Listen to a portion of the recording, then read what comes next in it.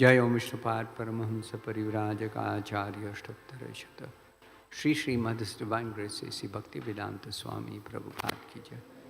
ISKCON संस्थापकाचार्य saviour the whole world विश्वगुरु श्रीला प्रभुपाद की जय।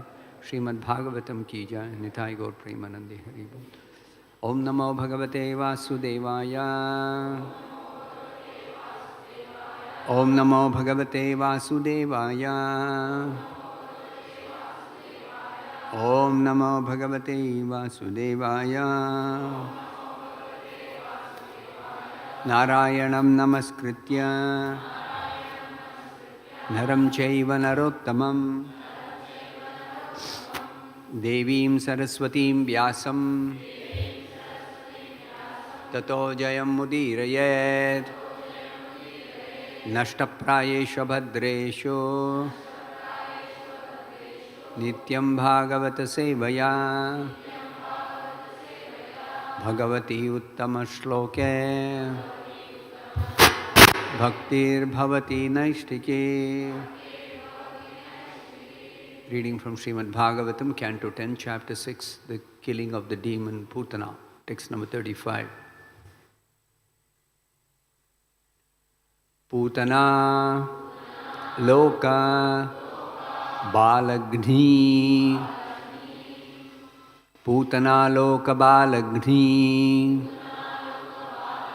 Rakshasi Rudhira Ashana Rakshasi Rudhirashana Jighamsayapi Haraye Jighamsayapi haraye stanam dattva apa sadgatim stanam dattva apa sadgatim putana lokabalagni rakshasi rudhirashana Jighamsayapi haraye stanam dattva pasadgatim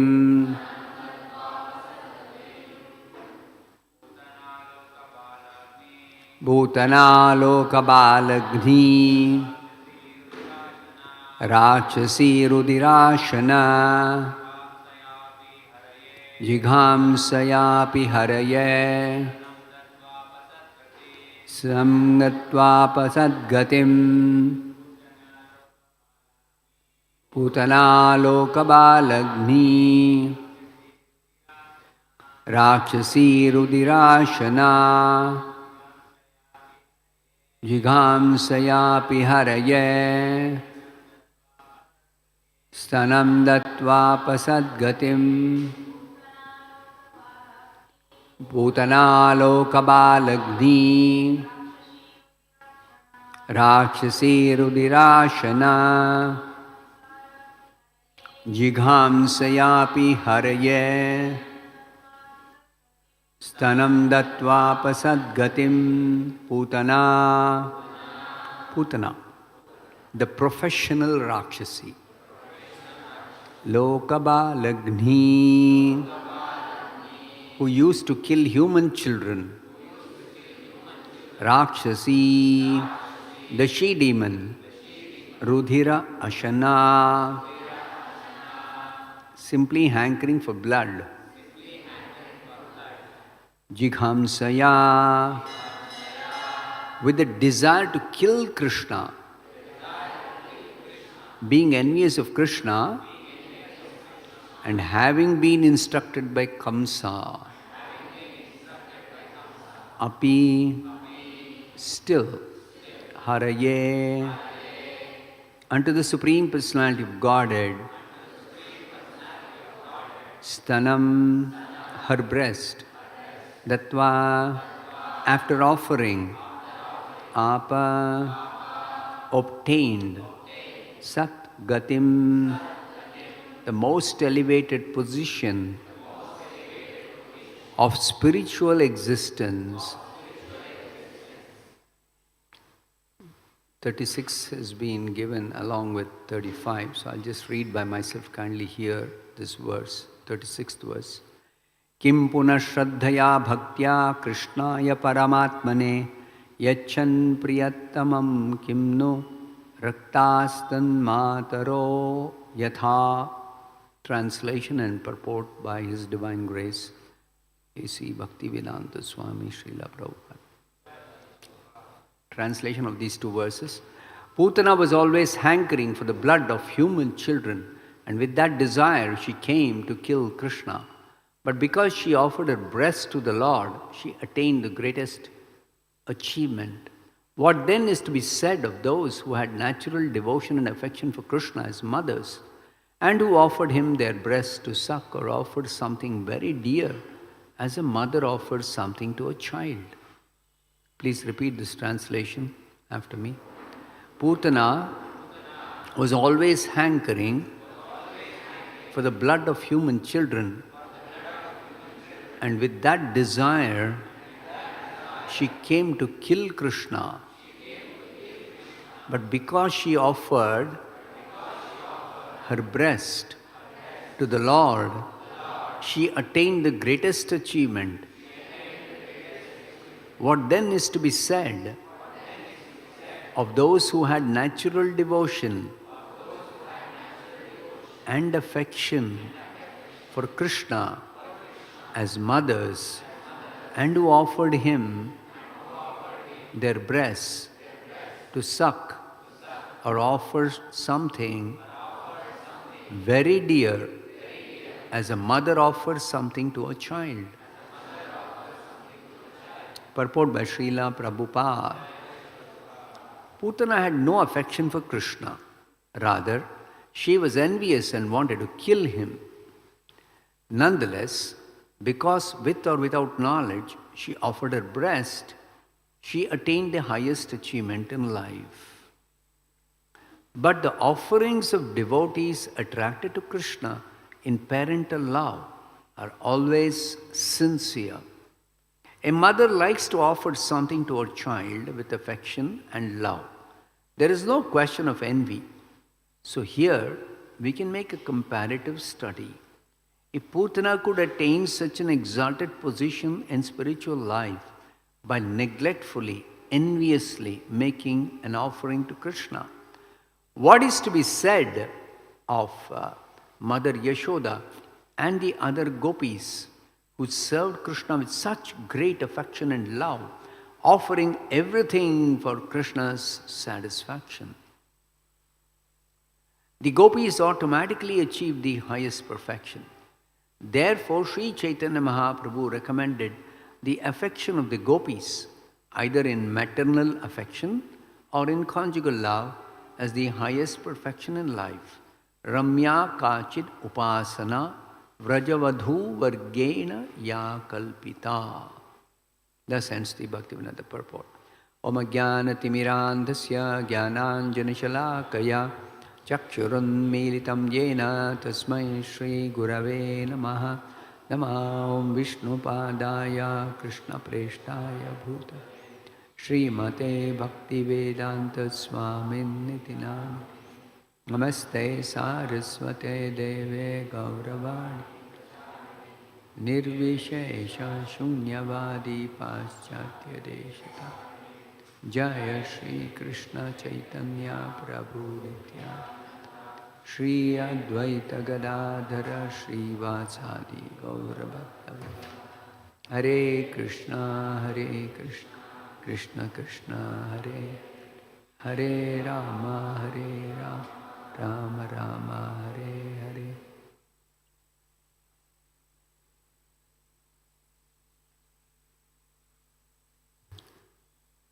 So these two verses described by Shukadeva Goswami to Parikshit Maharaj help us understand how important it is to offer something to Krishna.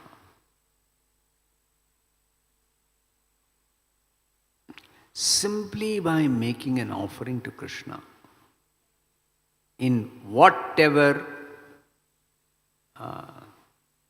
mood, whatever feeling, whatever reason, that offering can result in the highest spiritual perfection of life, which is not easy to get. It is very, very difficult. So you can imagine if Putana could get the highest spiritual perfection, somehow she offered her breast. Her intention was to kill Krishna. That's clearly explained by Shukadeva Goswami. And she had already killed so many children. Therefore she is referred here as Lokabalagni, used to killing human children, helpless infants. She would disguise herself as a Dhatri. I explained this earlier, that in the Vedic conception there are 7 kinds of mothers. And Dhatri is one kind of mother. The nurse who actually helps the mother deliver the child and takes care of the child along with the mother. So such nurses can even offer their own breast milk to the child. So Putana disguised herself like that and came to kill the child by trying to feed him poisoned milk. Deadly poison, not ordinary poison, deadly poison. Instantly the child has to die. And how will the child die?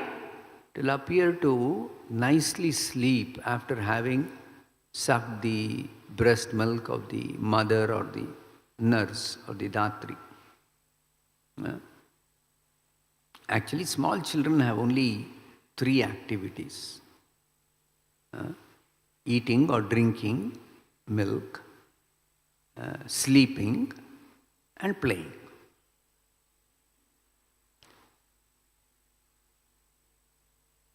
And particularly after drinking milk, they generally go to sleep.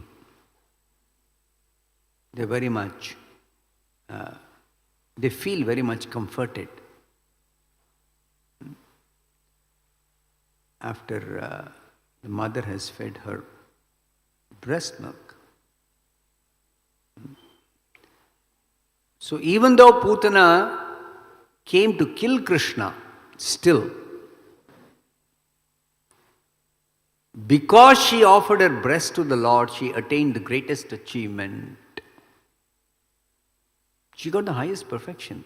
She was promoted to Krishna's personal abode. Now, why would Krishna do that to somebody who came to kill him? That is because we should understand all of us belong to Krishna, including the demons. Everyone in this creation, demons, devotees, demigods, animals, birds, insects, worms, snakes, all living entities in all kinds of bodies are part and parcel of Krishna. Yena bhutani asheshani drakshasi atmani atomayi. This is Krishna's explanation in the 4th chapter of the Bhagavad Gita, transcendental knowledge. Jnana, Divya Jnana. What is that Divya Jnana? Every living being is actually part and parcel of Krishna, belongs to Krishna, is always situated in Krishna.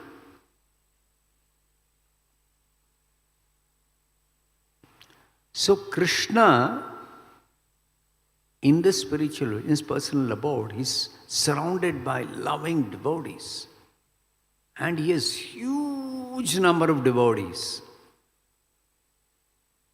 But some living beings who are originally his devotees. That's the position of every living entity, devotee of Krishna. Because part and parcel of Krishna. Because there is a eternal loving relationship between every living entity and Krishna. But if somebody wants to enjoy independently, because we got a tiny free will, then, and if we are insistent, we are very, very insistent, very stubborn. Krishna offers love. Krishna offers whatever we want. But such offering made by Krishna is always in relationship with him. It's always in relationship with him. But somebody wants to be independent of Krishna by misusing their free will. Misuse. It's a misuse. Then Krishna will fulfill even such independent desires by creating this material world and making arrangement for fulfilling such desires. And it's a very elaborate arrangement because the living entities have different kinds of desires for enjoyment, independent enjoyment. So these are all secrets revealed in the Bhagavatam. These 84 lakh species of life are 84 lakh different types of bodies for different kinds of material enjoyment. Body means material body means material enjoyment. Otherwise, we are not meant to accept this material body. We are not meant to live in this material body. We are meant for spiritual pleasure, and our original form or body is a spiritual body. And a spiritual body is meant for living in the spiritual world with Krishna and all Krishna's pure devotees. As a pure devotee, we are meant to live like that and enjoy with Krishna always. But when we want independent enjoyment, when we want to be separate from Krishna,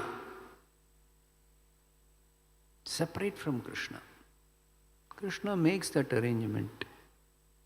He makes it unwillingly. He's not happy about it. In fact, when we are placed in this material world, because we want to enjoy materially, independent of Krishna, Krishna feels separation from us. Just like a child sometimes fight with parents and run away from home. You think parents will be happy? No. They'll be so very unhappy.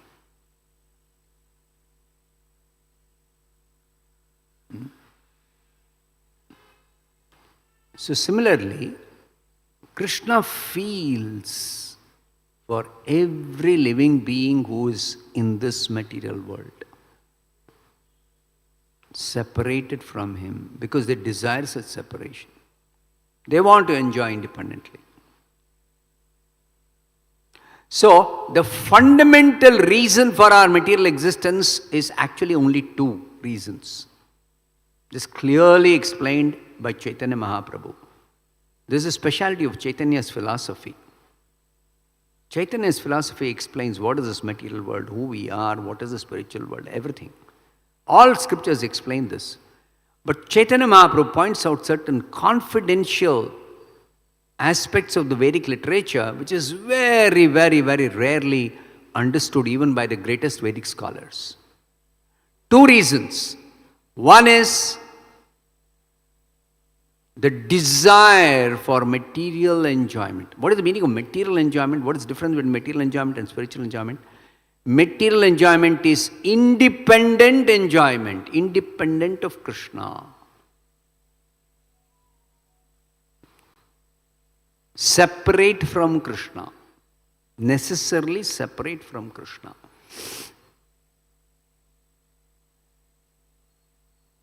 Mothers have experienced, sometimes as children, mother likes the child to sit with her or be near her, and mother will serve, feed, whatever.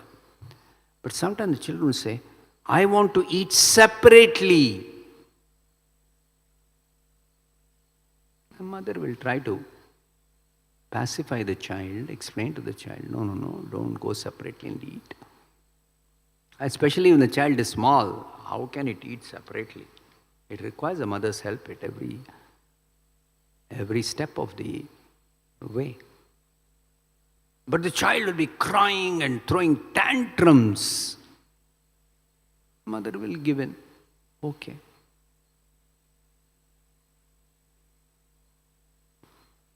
So, Krishna has made this arrangement because we desire to enjoy separately, independently. This is the first reason, primary reason for our material existence.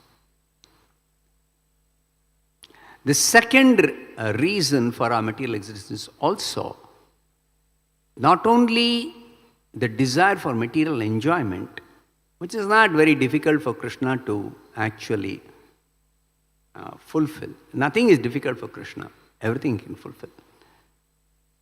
So he can give all kinds of enjoyment, whatever type of enjoyment we want. But then we also have a desire for lording over everyone else like Krishna is the Lord. We also want to take Krishna's position. Why should Krishna be the only Lord? In the spiritual world, Krishna is the only Lord. There is nobody else who is the Lord. Everybody else is devotee, everybody else is subordinate to him. That's our natural constitutional position. All living beings are actually subordinate to Krishna.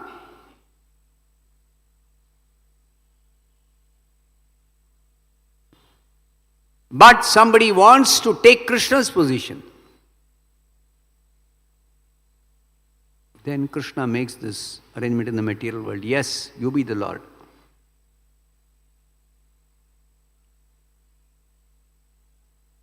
But I want to be the Lord of everyone else. Nobody else should be the Lord. That is Krishna's position, no? Krishna is the topmost, supreme personality of Godhead. Nobody is equal to him, nobody is greater than him. That's his position. That is the meaning of supreme personality of Godhead. God, Bhagavan, Param Satya, absolute truth, ultimate reality. He is the supreme. Everyone else is subordinate to him. Everything else is under him. He is the controller. So, to satisfy this nonsensical desire for material enjoyment, as I said, material enjoyment is very, very tuchha, very, very abominable. We can easily understand a living being in a pig's body enjoys eating rubbish, stool.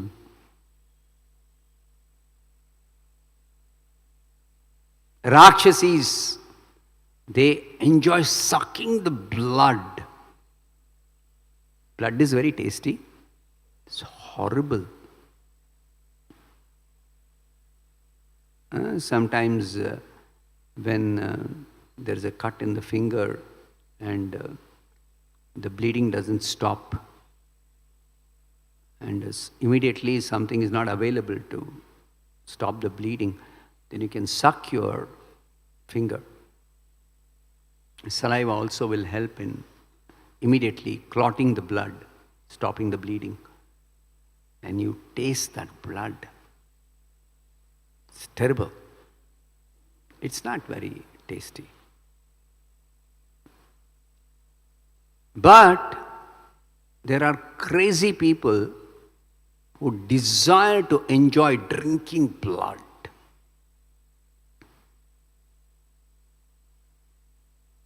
So Krishna satisfies their desire.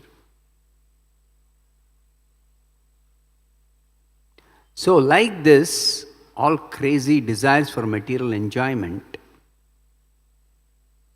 and varieties of enjoyment,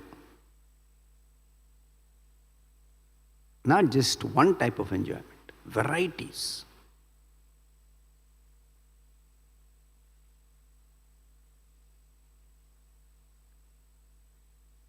And not only enjoying independently, but also the desire for lording over others. And what kind of lording tendency or desire? I am the Lord of everything I survey.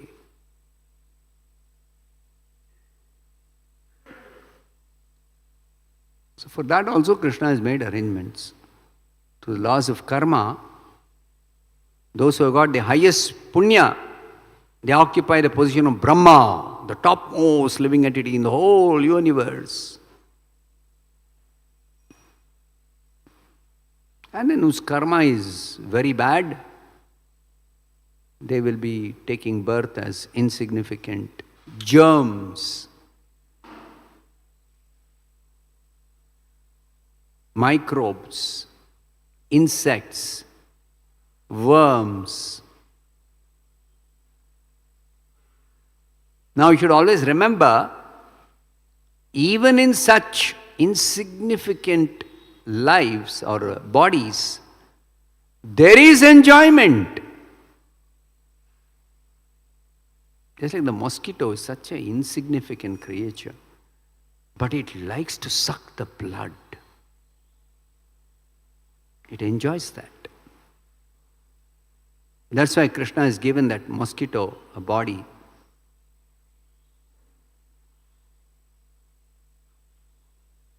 Like generally when we have to be given a injection by the doctor, they have something called a syringe.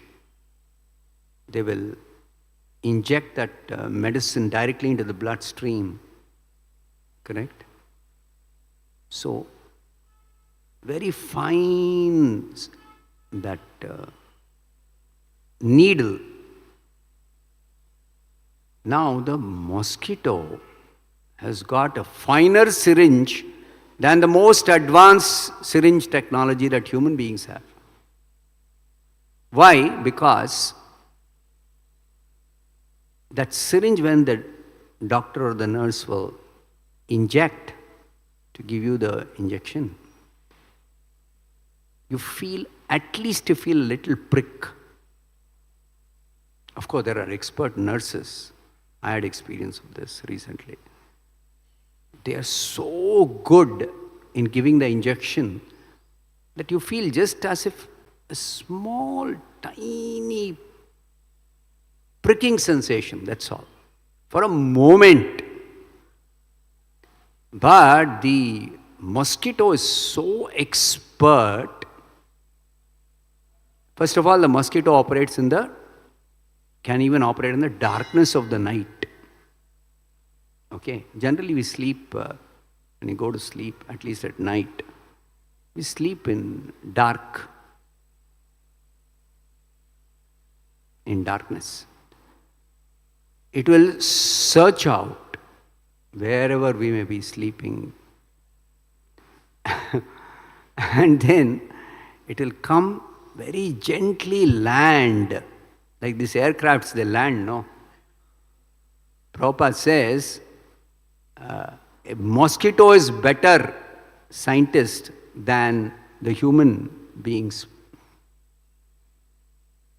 They have found out this technology of making an aircraft which can fly, a machine which can fly.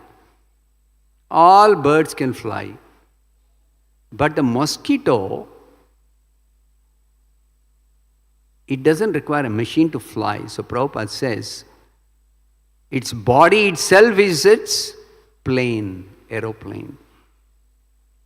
And it doesn't require a separate pilot. Like sometimes these big magnets, they business magnets, they have their own private plane, but they have to have a pilot. Of course, J.R.D. Tata was an exception. Himself was a pilot. But generally, they'll have a separate pilot. Here, the mosquito itself is the pilot. Itself is the pilot. No need for separate pilot. And it can so nicely land on your body when it is flying and coming. Neatly to land. And then it will suck the blood by inserting that syringe that it has been given by Krishna's arrangement. In such a way that your sleep is not at all disturbed. You don't even know. Next day morning, somewhere, if you see one small tiny red dot, if at all it's visible,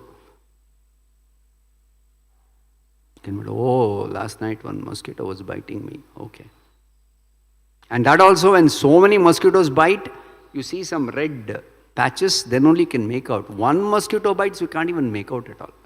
Impossible to make out.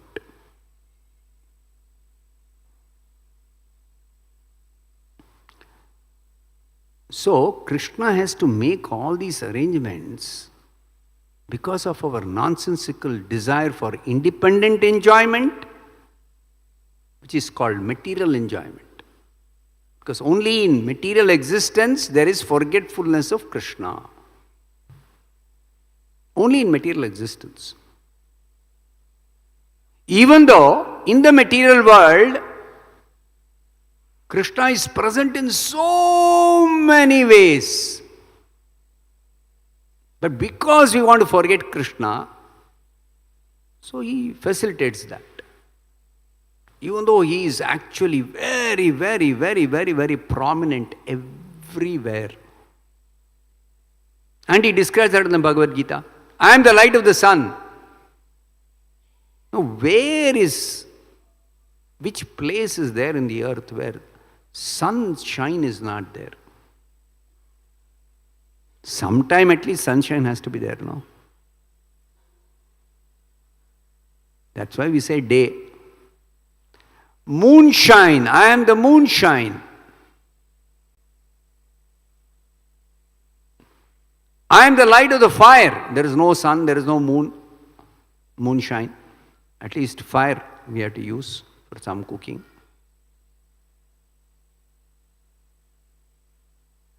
I am the light in all luminous objects. There is one Nagaloka where no sunshine can reach. It's in the depths of the ocean. So that Nagaloka, every Naga serpent has got a jewel on its head, on its hood. That jewel shines, is self-luminous. So Krishna says, even if there is no sunshine, no moonshine reaching that dark place, what is the source of that light of the gem, a jewel that is shining on the hood of the Naga serpent? It's actually Krishna only. So all sources of illumination are actually Krishna's own bodily effulgence called Brahma Jyoti.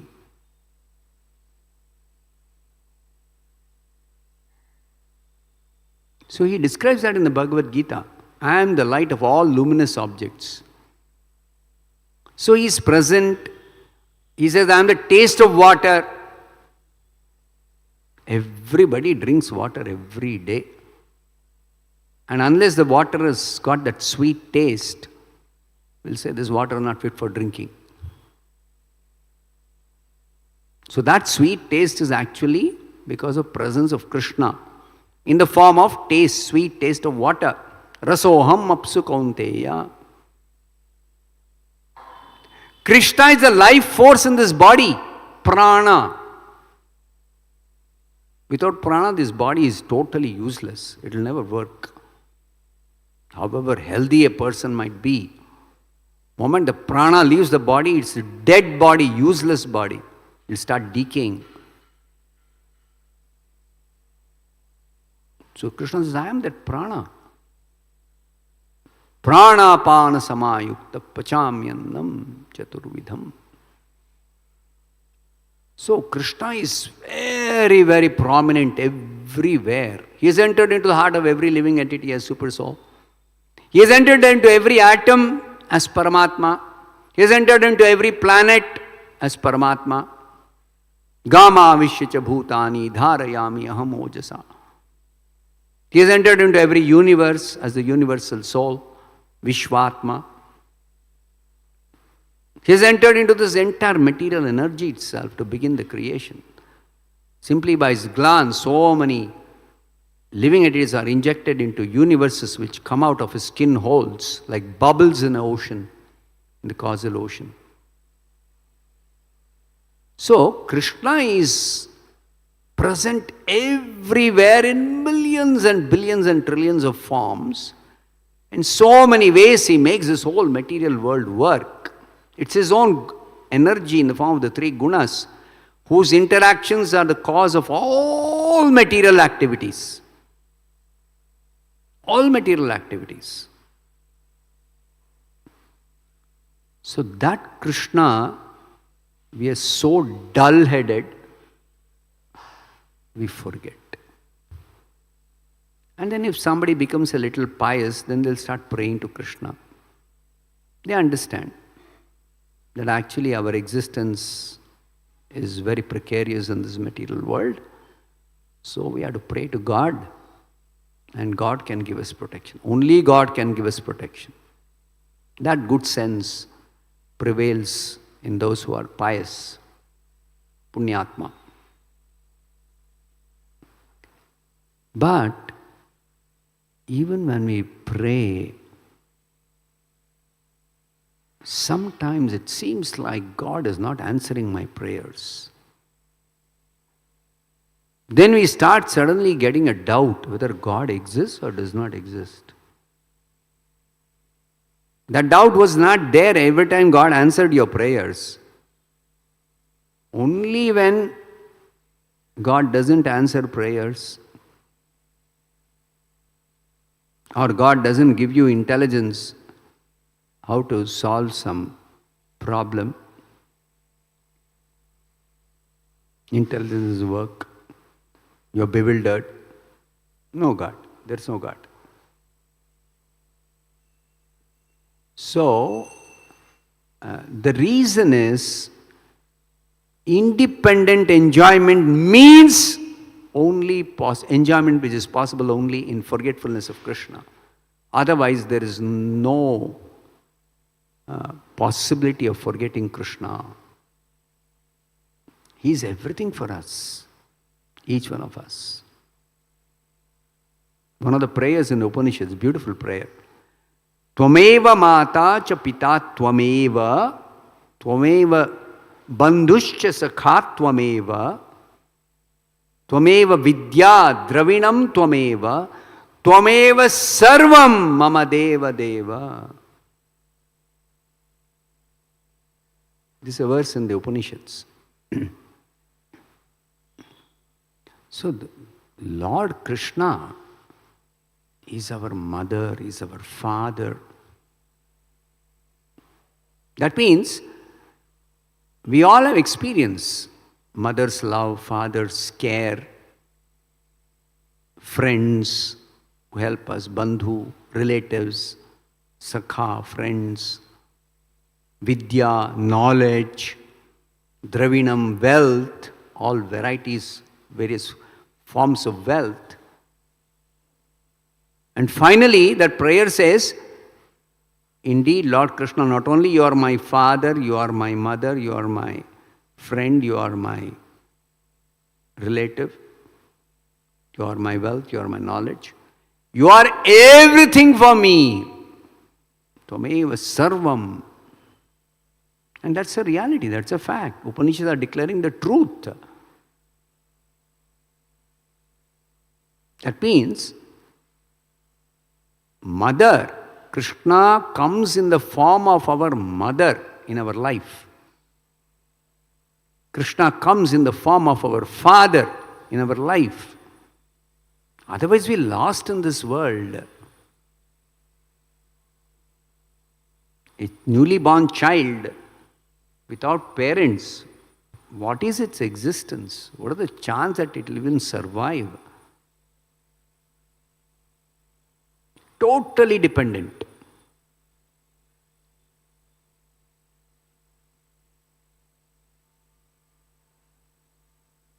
So, therefore, there is no question of independent existence, independent enjoyment, independent anything. Eko bahunam yo vidadhati kaman. Nityo nityanam chetanas chetananam eko bahunam yo vidadhati kaman.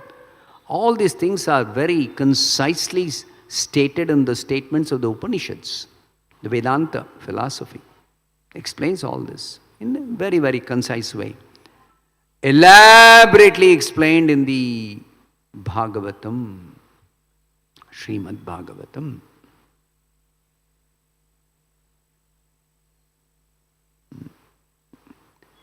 So we should understand this, that our real position is to be always dependent on Krishna, always remember Krishna, never forget Him.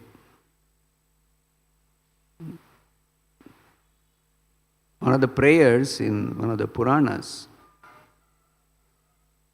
is a prayer to Krishna, may I always remember you and may I never forget you. Both prayers are the same meaning.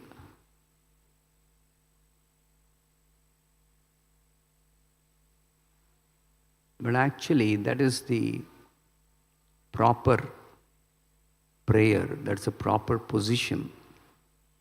That's the safest position for each one of us.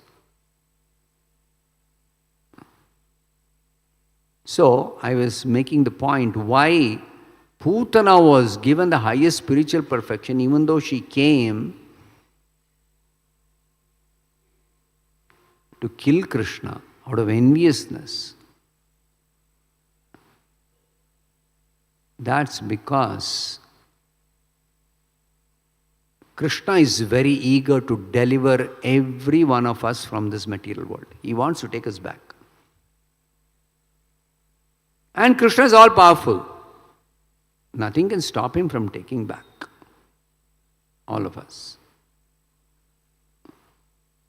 Except one thing. If we don't desire to go back to Krishna, we want to remain independent of Krishna. We want to enjoy independently. We want to be in our position of lordship. See, the illusory energy is very clever. Maya. That she makes every living being feel, I am the center of the whole existence. Once on morning walk, Prabhupada was telling,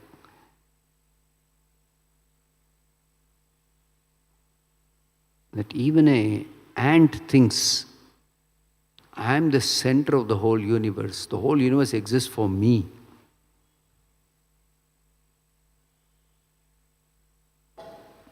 And this is a fact. That's a desire. Krishna is the center of everyone and everything. But in the spiritual world, everyone is, serving Krishna lovingly. Krishna accepts the service. Also, lovingly he accepts the service. Happily he does this. Everyone enjoys. But in the material world, we want enjoyment where I am the center and everyone is serving me. So Maya is very clever. She has got this energy called illusory energy. Maya Shakti, that's Maya Shakti. Maya Shakti makes every living being think, I am independent. I am the center of everything in existence. Or at least I am the center of whatever matters for me. And in this way, we get befooled by Maya and perpetually we want to remain here in material existence, in spite of so many miseries, so many inconveniences, so many calamities, so many dangers. Padam padam yat vipadam. Every step there is danger. That's the nature of this material existence. That's the way it's made. Why? So that Krishna can quickly take you back. I don't want this material existence. Even one moment you develop such a thought, Krishna will take you back. But we are so stubborn and we think we are very intelligent. If some difficulty is there or some inconvenience is there, oh, I am smart enough to overcome that difficulty, to solve that problem. So we don't want to go back. So as long as we don't want to go back to Krishna, Krishna will keep us here.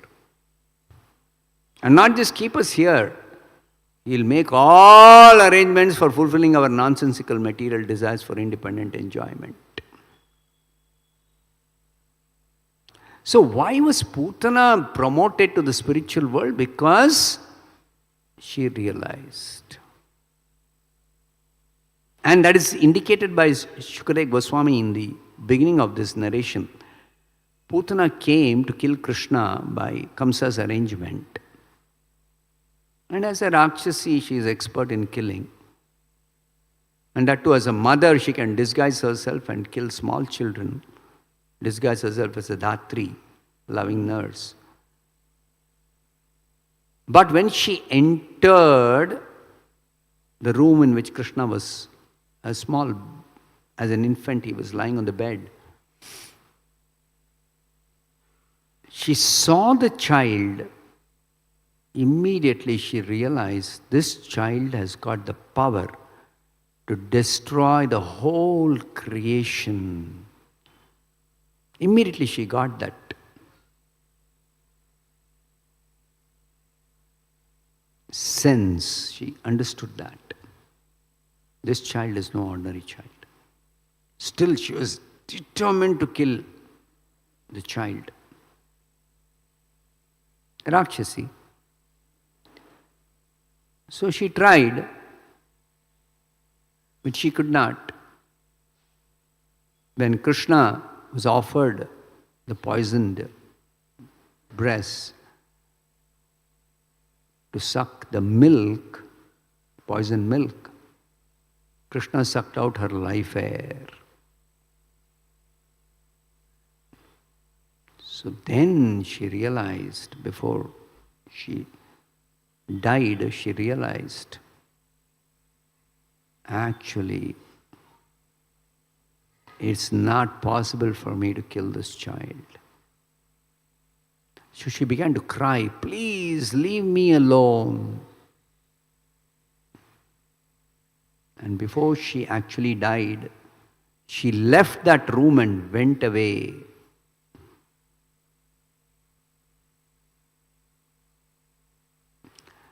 So she became purified. She became purified of her desires for independent enjoyment. She became cleansed of all sinful reactions. She even became purified of all her material desires. And therefore, she was ready for Krishna to take her back, to send her to his personal abode.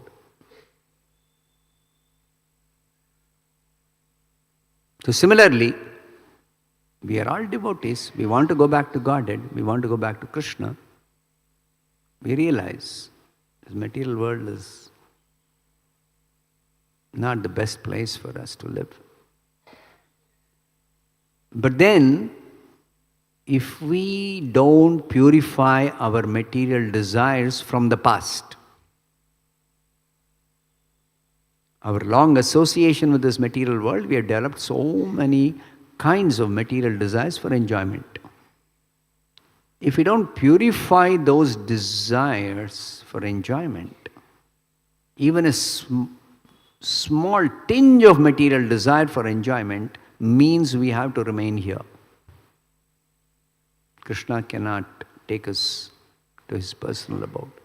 In the spiritual world, there is no material enjoyment. Absolutely no material enjoyment.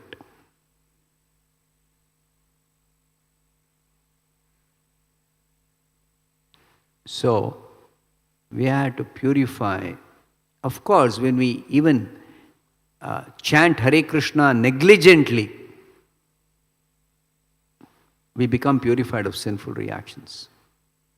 All papa is completely nullified. Krishna says that in the Bhagavad Gita, Aham tvam sarva papebhyo mokshayishyami. It is otherwise impossible. By different methods of prayaschitta, different types of austerities, different types of cultivation of spiritual knowledge, different types of punya karma, different types of charity, dana, yajna, tapa. You cannot become completely free from all sinful reactions by any method, except when you perform pure devotional service and Krishna purifies you of all sinful reactions. And that has been made very simple by Chaitanya Mahaprabhu. You got a tongue. You vibrate the tongue and say, Hare Krishna, Krishna Krishna, Hare Hare, Hare Ram, Ram Ram, Hare Hare. All your sinful reactions are gone.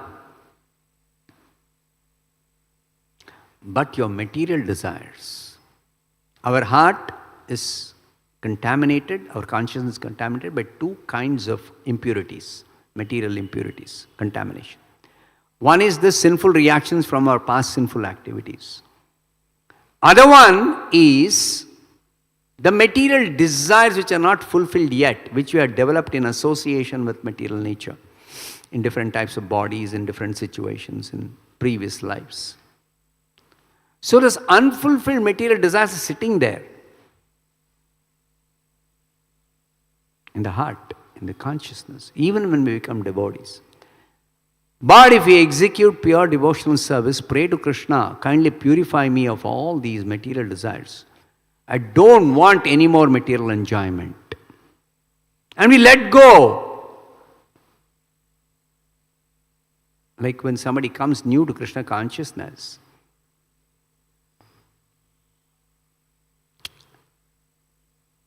they start losing friends who are not interested in Krishna consciousness. So then at some time, they start thinking, oh, Krishna consciousness is very nice. I am practicing, but I am losing my friends.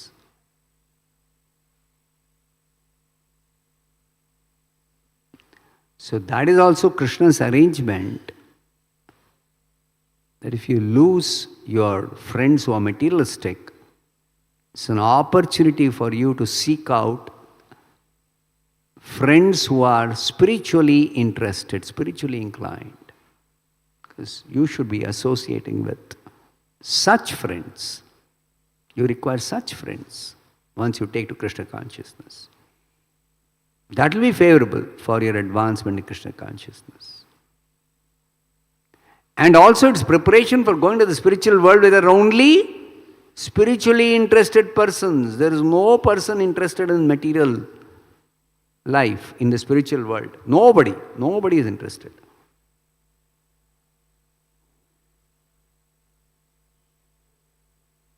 So,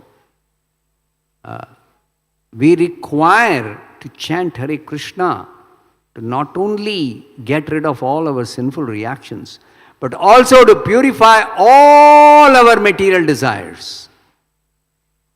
And these material desires are of various types, and some are very subtle desires.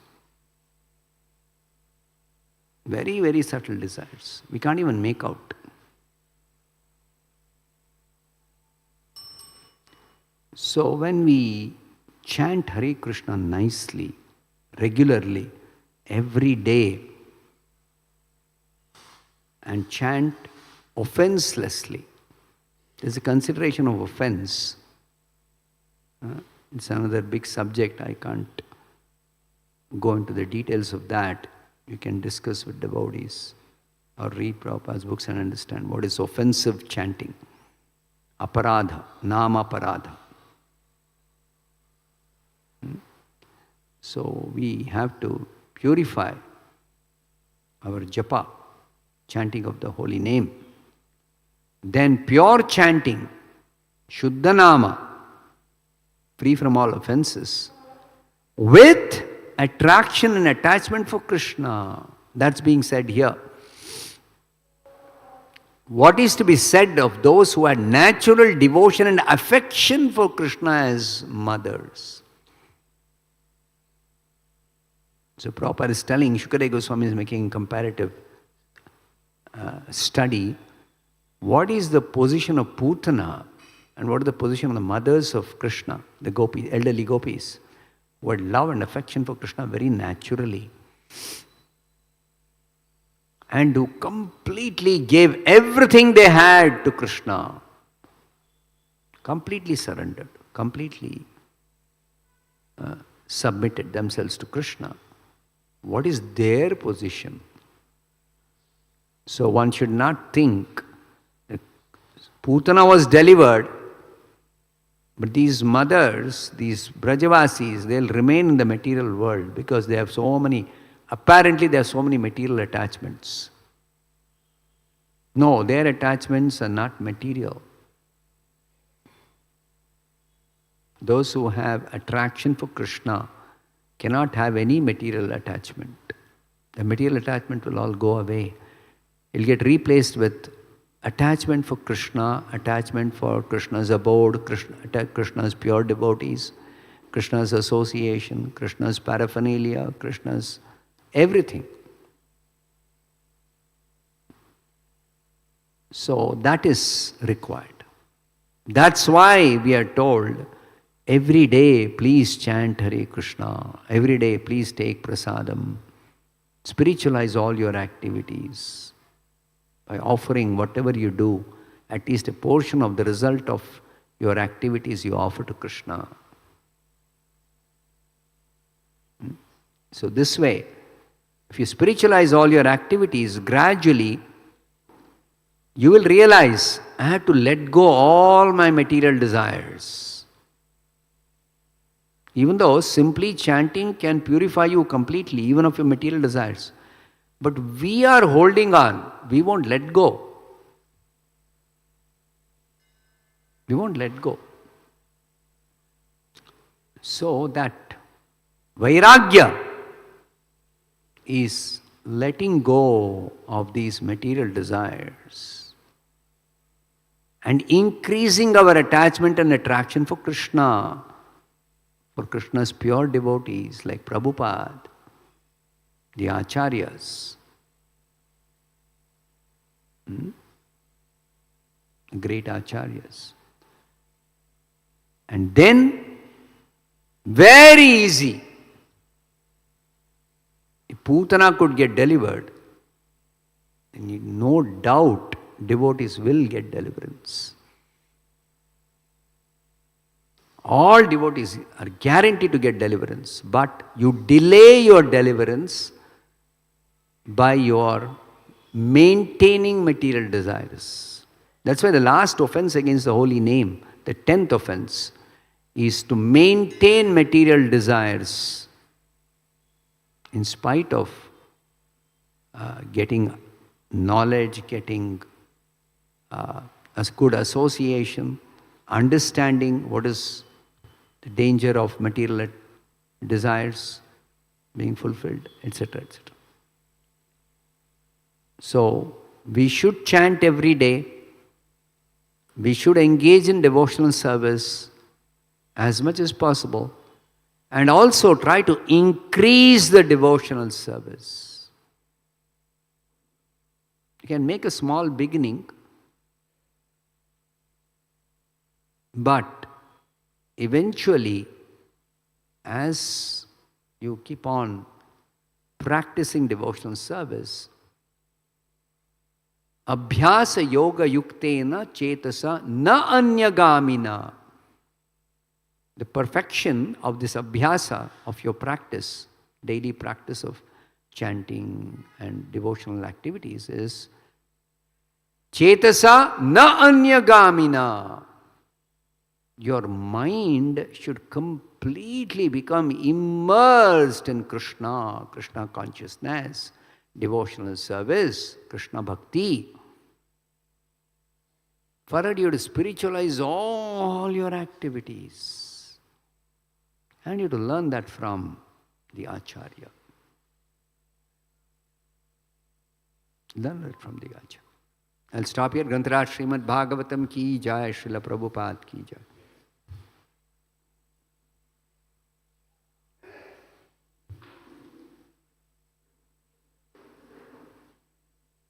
Next Sunday, we shall be having Harinam Sankirtan.